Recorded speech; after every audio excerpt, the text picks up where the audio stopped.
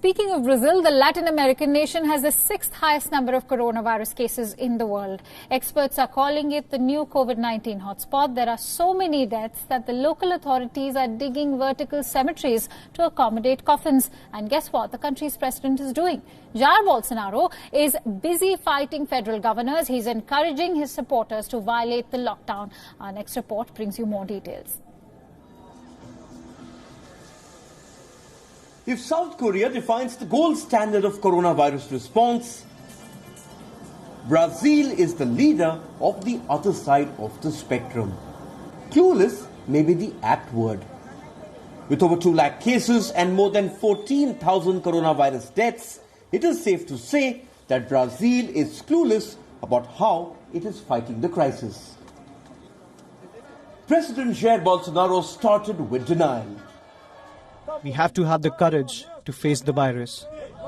The federal governors and Supreme Court knew better. They shut down the country. Bolsonaro led protests to defy the lockdown. Fear-mongering was the president's weapon of choice. They have to reopen or we will die starving. Hunger kills. If Bolsonaro is to be believed, the governors are the problem, not the virus. We will include more essential categories, more jobs to open. While authorities were busy with the blame game, the coronavirus swept through Brazil. The result is this: a rising death toll. Corpses have inundated Brazil.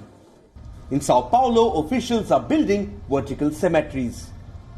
At least 13,000 vertical plots are being dug. The coronavirus has also spread to remote areas. It is turning into a logistical nightmare. Some 1,500 miles from Sao Paulo, funeral service workers were told to pick up a body from a riverside village. The victim was an 86-year-old. Her body had to be transferred to the city by boat. Did she die of the coronavirus? No one knows. The villagers do not have access to testing. Brazil is being called the new coronavirus hotspot. It has the sixth highest number of COVID-19 cases. But its biggest enemy is not the Wuhan virus.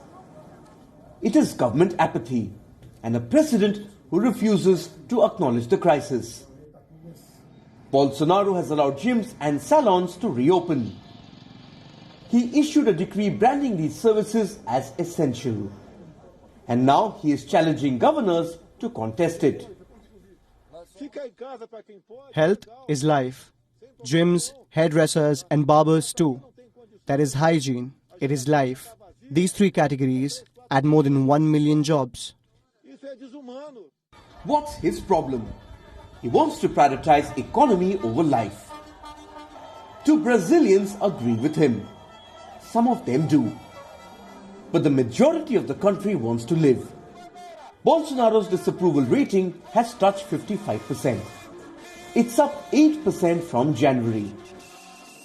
If even this graph and the rising death toll do not force Bolsonaro to rethink his response, what will? Bureau Report, WION, World is One.